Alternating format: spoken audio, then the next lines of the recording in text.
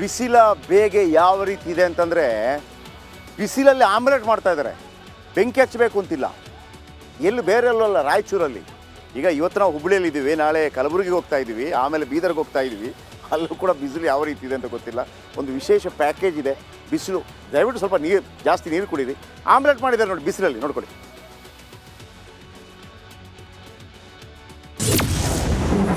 ಬೆಂಕಿ ಇಲ್ಲದೆ ರಣ ಬಿಸಿಲಿಗೆ ಆಮ್ಲೆಟ್ ರೆಡಿ.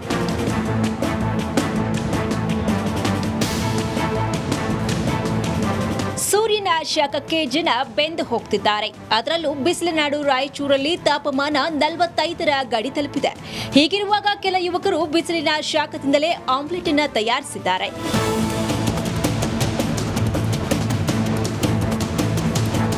ರಾಯಚೂರು ಜಿಲ್ಲೆಯ ಲಿಂಗಸಗೂರು ಪಟ್ಟಣದಲ್ಲಿ ಕೆಲ ಯುವಕರು ಬಿಸಿಲಿನಲ್ಲೇ ಕಬ್ಬಿಣದ ತವವನ್ನ ಇಟ್ಟು ಆಮ್ಲೆಟ್ ತಯಾರಿಸಿದ್ದಾರೆ. 1.5 ಗಂಟೆಯಲ್ಲಿ ತವಾ ಕಾದು ಆಮ್ಲೆಟ್ ರೆಡಿಯಾಗಿದೆ.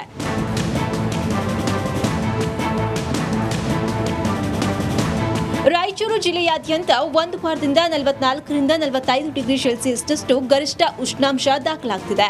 ಏನೋ ಬಿಸಿಲಿನಿಂದ ಅಲರ್ಟ್ ಆಗಿರುವಂತೆ ಜಿಲ್ಲಾಡಳಿತ ಸೂಚನೆಯನ್ನು ನೀಡಿದೆ. Bureau report, republic Kannada. ಬನ್ನಿ, ಆಗಿದ್ರೆ ಬಿಸಿಲಿನ ಈ ಕರ್ನಾಟಕದಲ್ಲಿ ಯಾವ ರೀತಿ ಬಿಸಿಲಿದೆ, ಎಷ್ಟೆಷ್ಟು ತಾಪಮಾನ ಇದೆ ನೋಡಿ. ಬೆಂಗಳೂರಿನಲ್ಲಿ ಬಿಸಿಲ ತಾಪಮಾನ 41.3 ಡಿಗ್ರಿ. 41.3. ಇದು ಹೈದರಾಬಾದಲ್ಲೆಲ್ಲ ಇದ್ದಂಥ ಬಿಸಿಲು ರೀ. ಹೈದರಾಬಾದು, ದೆಹಲಿಯಲ್ಲಿ ಇದ್ದಂಥ ಬಿಸಿಲು 41. ಕಲಬುರಗಿ ನಾಳೆ ಹೋಗ್ತಾ ಇದ್ದೀನಿ ನಾನು, 46.7. ಓಹೋ, 46.7. ರಾಯಚೂರು 46.7. ವಿಜಯಪುರ 45.5. ಯಾದಗಿರಿ. ನಡಿ ಈಗ ಶುರು ಮಾಡೋಣ. ಕೇಸರಿಯಿಂದ ಮನೋಲ್ಲಾಸ ಮನಸ್ಸು ಮತ್ತೇರಿ ಕುಣಿದಾಡಿದೆ ನೋಡು, ಮನಸ್ಸು ಮತ್ತೇರಿ ಕುಣಿದಾಡಿದೆ ನೋಡು. ಕ್ಷಣ ಕ್ಷಣವೂ ಆಚರಿಸಿ ಕೇಸರಿ ಹಬ್ಬ. ವಿಮಲ್ ಬಾಯಲ್ಲಿ ಹೇಳಿ ಕೇಸರಿ. 46, ಯಾದಗಿರಿ 46, ವಿಜಯಪುರ 45.4, ಕೊಪ್ಪಳ 45, ಬಳ್ಳಾರಿ 45. ಬಳ್ಳಾರಿ ಆಸ್ ಕಾಮನ್ ಇದ್ದೇ ಇರುತ್ತೆ. ಗದಗ 45. ಬೆಂಗಳೂರು, ಕಲಬುರಗಿ ನೋಡಿ. ಬೆಂಗಳೂರು 41.3. ಏನ್ರಿ, ಹೆಂಗಿರ್ಬೋದು ಬೆಂಗಳೂರು? 28, 22 ಅಂತೆಲ್ಲ ಇದ್ದದ್ದು. ಕಲಬುರಗಿ 46.7. ನಾಳೆ ಹೋಗ್ತಾ ಇದ್ದೀನಿ ನಾನು, ನೋಡೋಣ ಹೆಂಗಿರುತ್ತೆ ಅಂತೇಳಿ. ಅಲ್ಲಿ ಬಿಸಿಲಲ್ಲಿ ಆಮ್ಲೆಟ್ ಆಗ್ಬೋದು. ಓಕೆ, ಇದಾದ ನಂತರ ಗದಗದಲ್ಲಿ ನೀರಿನ ಹಾಹಾಕಾರ, ನೀರಿನ ಪ್ರಾಬ್ಲಮ್ ಯಾವ ರೀತಿ ಉಂಟಾಗಿದೆ, ಗದಗದ ಒಂದು ವಿಶೇಷ ಸ್ಪೆಷಲ್ ಸ್ಟೋರಿ ಕರ್ನಾಟಕ ಪ್ರೈಮ್ ಟೈಮ್ನಲ್ಲಿ ನಿಮ್ಮ ಮುಂದೆ.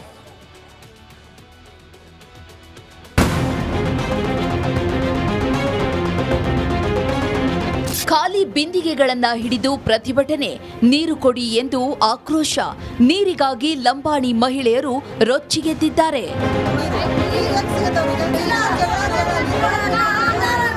ಗದಗ ತಾಲೂಕಿನ ಬೆಳದಡಿ ತಾಂಡಾದಲ್ಲಿ ನೀರಿಗಾಗಿ ಹಾಹಾಕಾರ ಎದುರಾಗಿದೆ. ಕುಡಿಯುವ ನೀರು ಬಾರದೆ 1 ತಿಂಗಳು ಕಳೆದಿದ್ಯಂತೆ. ಹೀಗಾಗಿ ನೀರು ಕೊಡಿ ಅಂತ ಗ್ರಾಮ ಪಂಚಾಯಿತಿ ಎದುರು ಮಹಿಳೆಯರು ಪ್ರೊಟೆಸ್ಟ್ ನಡೆಸಿದ್ರು.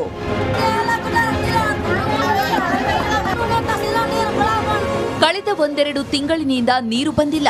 ಸ್ಟಾಕ್ ಮಾಡಿದ ನೀರಿನಲ್ಲಿ ಹುಳುಗಳಾಗ್ತಿವೆ. ಅದೇ ನೀರನ್ನ ಸೋಸಿ ಕುಡಿಯುವ ಸ್ಥಿತಿ ನಿರ್ಮಾಣವಾಗಿದೆ. ಕೂಡಲೇ ನೀರು ಬಿಡಬೇಕು ಎಂದು ಒತ್ತಾಯಿಸಿದ್ರು. ಒಂದು ತಿಂಗಳು 2 ತಿಂಗಳು ಆತ್ರಿ ಇದು ನೀರು ಬರಾಕತ್ತಿಲ್ಲ. ಬಿಸಿಲು ಒಂದ ಏನು ಮಾಡಬೇಕು ನಾವು? ಮಕ್ಕಳ ಮರಿ ಎಲ್ಲರೂ 3 ದಿನದ 15 ದಿನದ ನೀರು ಕುಡಿದು ಜಡ್ಲೆ ಬೀಳ್ತಾರೆ. ಅವ್ರಿಗೆ ತಗೊಂಡು ಹೋದಂದ್ರೆ ಅವರು ಸರಿ ಇರಂಗಿಲ್ಲ ಮಕ್ಕಳು. ಏನು ಮಾಡಬೇಕು ನಾವು ಬಡವರು? ನೀರು 2-3 ತಿಂಗಳು ಆತ್ರಿ ಹೋಯ್ತಲ್ರಿ. ನಾ ಇಲ್ಲಿ ಒಂದು ಹುಡುಗ ಅದಾನ್ರಿ, ಅಲ್ಲಿ ಹೋಗಿ ನಾವು ಕೇಳಬೇಕು. ಆ ಟ್ಯಾಂಕಿಯಾಗ ನೀರು ಬೀಳ್ಬೇಕು. ಟ್ಯಾಂಕಿಯಾಗ ಬಂತಂದ್ರೆ ಇಲ್ಲಿ ಬಿಡ್ತಾರ. ಆ ಟ್ಯಾಂಕಿಯಾಗ ನೀರು ಅಂದ್ರೆ ಇಲ್ಲ. ಕುಡಿಯಾಕ ಜೇಕ ಮಾಡಾಕು ಇಲ್ಲ, ಅರ್ಬಿ ಹೋಗ್ಯಾಕು ಇಲ್ಲ. ಈ ಪರಿಸ್ಥಿತಿ ಈ ಒಣೆಯಾಗ ಅದಾವು. ಆ ಒಣೆಯಾಗೂ ಪರಿ ಇಲ್ಲೇ. ಬಾಯಾರಿಕೆಗೆ ಹನಿ ನೀರು ಸಿಗ್ತಿಲ್ಲ. ಕೂಡಲೇ ಟ್ಯಾಂಕರ್ ಮೂಲಕ ನೀರು ಬಿಡಬೇಕು ಎಂದು ಗ್ರಾಮಸ್ಥರು ಆಗ್ರಹಿಸಿದ್ದಾರೆ.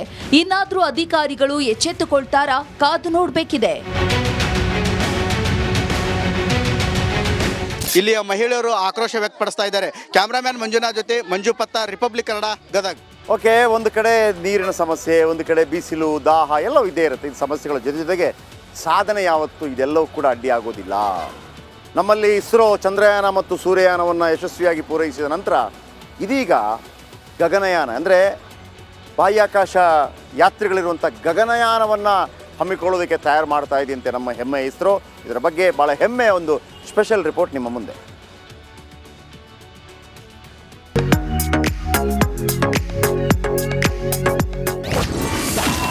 ಮಹತ್ವಾಕಾಂಕ್ಷಿ ಗಗನಯಾನ ಯೋಜನೆಗೆ ಸಿದ್ಧತೆ. ಕ್ರೂ ಮಾಡೆಲ್ ಟೆಸ್ಟಿಂಗ್ಗೆ ISRO date fix. Yes, Bharat ಮೊದಲ ಮಾನವ ಬಾಹ್ಯಾಕಾಶ ಮಿಷನ್ ಗಗನಯಾನ್ಗೆ ಸಜ್ಜಾಗಿದೆ.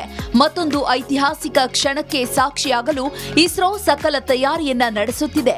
ಇದೀಗ ಗಗನಯಾತ್ರಿಗಳನ್ನ ಹೊತ್ತೊಯ್ಯಲಿರುವ ಸೆಲ್, ಅದರ ಕೋಶಗಳನ್ನ ಕೆಳಗಡೆ ಬೀಳಿಸುವ ಪ್ಯಾರಾಚೂಟ್ಗಳ ರೋಮಾಂಚನಕಾರಿ ಟೆಸ್ಟಿಂಗ್ಗೆ ಇಸ್ರೋ ಸಿದ್ಧತೆಯನ್ನ ಮಾಡಿಕೊಂಡಿದೆ.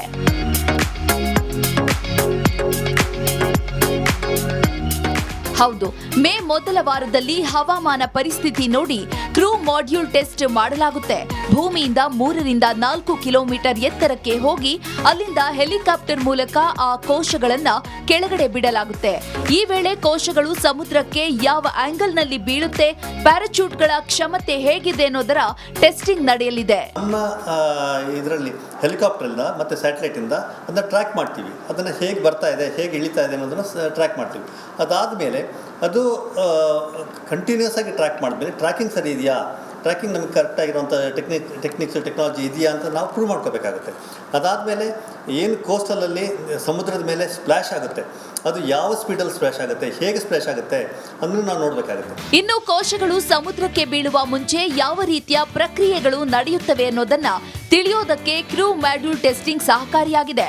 ಒಂದು ವೇಳೆ ಪ್ಯಾರಾಚೂಟ್ ಓಪನ್ ಆಗದಿದ್ರೆ ಅಂತಹ ಸಂದರ್ಭಗಳಲ್ಲಿ ಗಗನಯಾನಿಗಳು ಸುರಕ್ಷಿತವಾಗಿ ಯಾವ ರೀತಿಯಲ್ಲಿ ಭೂಮಿಗೆ ಬರ್ತಾರೆ, ಆ ಟೈಮ್ನಲ್ಲಿ ಪರ್ಯಾಯವಾಗಿ ಏನು ಮಾಡಬೇಕು ಅನ್ನೋದು ಕೂಡ ಇದೇ ಟೆಸ್ಟಿಂಗ್ ನಿಂದ ಗೊತ್ತಾಗಲಿದೆ.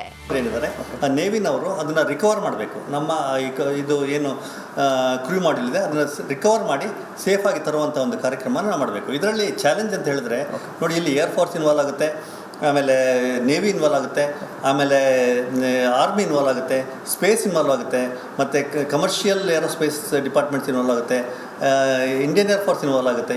ಈ ರೀತಿಯಾಗಿ ಮಲ್ಟಿ ಡಿಸಿಪ್ಲಿನರಿ ಡಿಪಾರ್ಟ್ಮೆಂಟ್ಸ್ ಇನ್ವಾಲ್ವ್ ಆಗುತ್ತೆ.